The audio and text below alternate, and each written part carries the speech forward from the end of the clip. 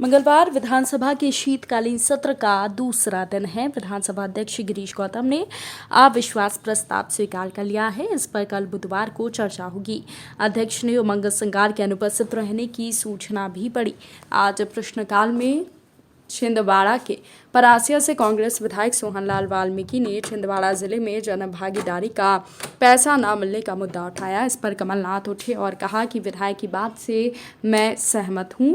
छिंदवाड़ा जिले के साथ भेदभाव किया जा रहा है। इसके जवाब में शहरी विकास एवं आवास मंत्री ओपीएस भदौरिया ने कहा कि सबसे ज़्यादा विकास छिंदवाड़ा और जीतू पटवारी की विधानसभा में हुआ है। इस पर जमकर बहस हुई। वहीं आपको बता दें कि सज्जन सिंह वर्मा ने पूछा कि उनके पास कनेक्शन नहीं, उनके पास बिल जा रहे हैं, इसे कैसे परिभाषित करेंगे।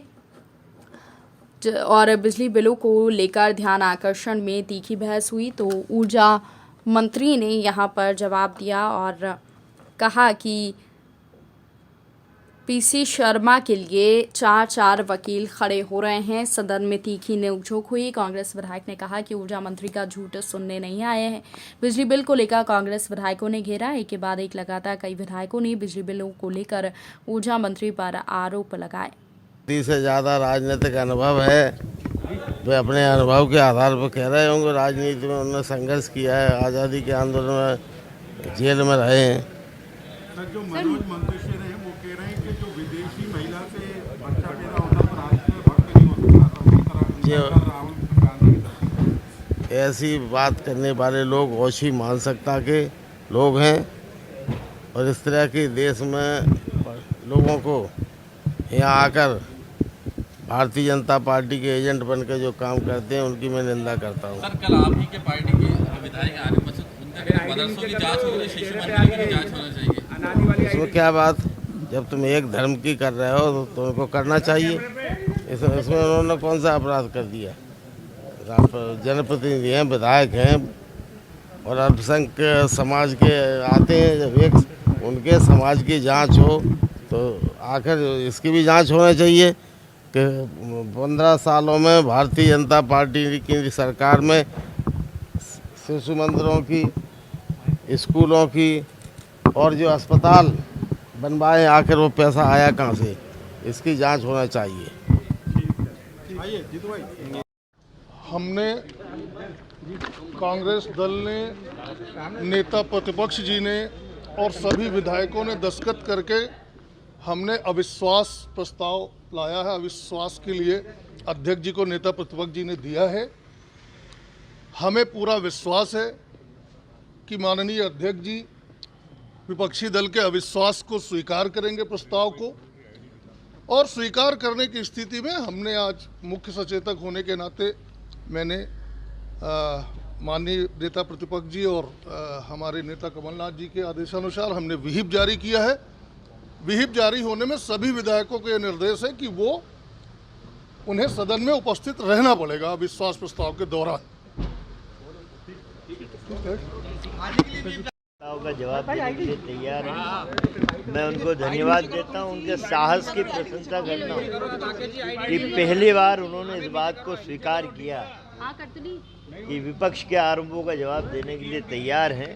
पर मैं आपकी चैनल के माध्यम से फिर बताना चाहता हूं, ये बहुत जल्दी सत्र का समापन कर देंगे। ना अविश्वास प्रस्ताव पे बहस कराएंगे, ना कोई जनहित के मुद्दों पे चर्चा कराएंगे। मैं आपके चैनलों पे खुद मैं बोल रहा हूँ ये सब। हम तैयार, हमने तो आरोप लगाए, तो हम तो पूरी तैयारी के साथ सदन में बैठे। भैया सामने सर, जिस तरह से राहुल गांधी का बयान आया, वो कह रहे हैं नफरत के बाजार में मोहब्बत की दुकान खोल रहा हूँ। नरोत्तम जी कह रहे हैं उन्होंने बहुत देख लिया, बहुत नफरत है दिग्विजय कमलनाथ में, वहाँ गहलोत पायलट में, इसलिए बात कर रहे हैं। अब मैं कहूँगी, पहले शिवराज चौहान नरेंद्र मोदी की छोटी सी झूठ की दुकान थी, अब झूठ का बड़ा जनरल स्टोर खोल लिया। ये किसी नेता के बयान पे उसकी भावनाओं को समझने के बजाय कटाक्ष करना, ये नरोत्तम मिश्रा और बीजेपी को घुट्टी पिलाई जाती है आरएसएस के द्वारा। और प्रावधानों के अनुसार, परंपराओं के अनुसार लोकतंत्र में विपक्ष का, नेता प्रतिपक्ष का, विधायकों का, विपक्ष का अधिकार है कि कमियों के साथ सरकार के आरोप का सवाल पूछे और सरकार जवाब दे। और उस पर मत डले, जो सदन के सदस्य निर्णय ले और वो निर्णय सर माथे हो। हमें अपेक्षा है, हमें आशा है, विश्वास है कि वो अविश्वास का प्रस्ताव ग्राह्य होगा। अगर नहीं होता है तो मुझे विधानसभा की आसदी पर ये दुख होगा। नेता प्रतिपक्ष जी के सामने मैं बड़े दुख से और बड़ा माफ़ी मांगते हुए अनुरोध करना चाहता हूं कि अध्यक्ष जी की भूमिका संदिग्ध होगी। जब अध्यक्ष जी की भूमिका ही संदिग्ध होगी तो सदन, ये लोकतंत्र का मंदिर, इसमें विपक्ष के विधायकों का, विधायकों के अधिकारों की रक्षा कैसे होगी। हमें आशा है या तो विश्वास प्रस्ताव आज ग्रह होगा, अन्यथा अविश्वास आसदी के खिलाफ आएगा। कल विधानसभा आसदी के सामने, अध्यक्ष जी के सामने आदरणीय नेता प्रतिपक्ष जी ने मुख्यमंत्री पर, सरकार पर आरोप लगाकर अविश्वास का प्रस्ताव रखा है। नियम, कानून और प्रावधानों के अनुसार, परंपराओं के अनुसार लोकतंत्र में विपक्ष का, नेता प्रतिपक्ष का, विधायकों का, विपक्ष का अधिकार है कि कमियों के साथ सरकार के आरोप का सवाल पूछे और सरकार जवाब दे, और उस पर जो सदन के सदस्य निर्णय ले और वो निर्णय सर माथे हो। हमें अपेक्षा है, हमें आशा है, विश्वास है कि वो अविश्वास का प्रस्ताव ग्राह्य होगा। अगर नहीं होता है तो मुझे विधानसभा की आसदी पर यह दुख होगा। नेता प्रतिपक्ष जी के सामने मैं बड़े दुख से और बड़ा माफी मांगते हुए अनुरोध करना चाहता हूं कि अध्यक्ष जी की भूमिका संदिग्ध होगी। जब अध्यक्ष जी की भूमिका ही संदिग्ध होगी तो सदन, ये लोकतंत्र का मंदिर, इसमें विपक्ष के विधायकों का, विधायकों के अधिकारों की रक्षा कैसे होगी। हमें आशा है या तो विश्वास प्रस्ताव आज ग्रह होगा, अन्यथा अविश्वास आसदी के खिलाफ आएगा। 14-15 हज़ार ऐसे बिल आए जिसका कनेक्शन ही नहीं है। एक सीमा राठौर 63,000 का बिल। दूसरा 100 रुपये 100 यूनिट कमलनाथ जी की सरकार में आता था। आज वो बिल 3,000, 4,000, 5,000 आ रहा है। इनने झूठी घोषणा की कि हम 100 रुपये 100 यूनिट दे रहे हैं। अगर 100 यूनिट के 100 रुपये लें तो 100 से और 150 से ज़्यादा बिल नहीं आता। लेकिन नॉर्मल आदमी का जो कम बिजली जलाता है वो भी 3-4 हज़ार आता है। ये रेट इन्हें बढ़ा दिए। दूसरा, अस्थायी कनेक्शन देते हैं जिसके पैसे बहुत लगते हैं, स्थायी नहीं देते। और स्थायी इसलिए नहीं देते कि इनको पोल लगाना पड़ेगा, वहाँ पे ट्रांसफार्मर लगाना पड़ेगा, वो लगाना नहीं चाहते, इसलिए अस्थायी कनेक्शन देके पैसा लूटते हैं। तीसरी चीज़, जो किसान, वो उसको केवल 3 महीने बिजली लगती है पर 1 साल का पैसा लेते हैं उनसे, उनको स्थायी कनेक्शन उनको भी नहीं देते। ये सब मुद्दे थे और इसीलिए हमने कहा जो कमलनाथ जी की सरकार में 100 यूनिट 100 रुपये था वो लागू करो और स्थायी कनेक्शन दो। और किसान से जो 3 महीने उसको चाहिए गेहूं के समय केवल, उससे 3 महीने का पैसा लो। ये मेन इशू थे। और ये मेरे पास बिल हैं, कोई 14,000, कोई 15,000, कोई इस तरह के। और ये बिल हैं जिसमें वो ये उसको 63,000 का बिल दे दिया इसका कनेक्शन।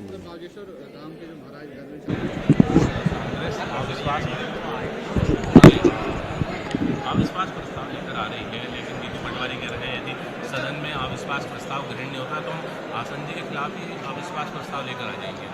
हमारे नेता सदन के अंदर डॉक्टर गोविंद सिंह जी और आदरणीय कमलनाथ जी जो बोलेंगे, तमाम कांग्रेस के कार्यकर्ता, वो कांग्रेस के विधायक वो काम करें। लेकिन सर, जिस प्रकार से जो लेकिन सरस्वती शिशु मंदिर के लेकर जांच की जा रही है कि सरस्वती शिशु मंदिर जो है उनकी भी जांच होना चाहिए। वहीं नेता प्रतिपक्ष भी कह रहे हैं कि जहाँ पर बच्चों की पढ़ाई होती है मदरसा, इनकी भी जांच होना चाहिए। तो क्या आप सहमत हैं कि सर मदरसों की भी जांच होना चाहिए?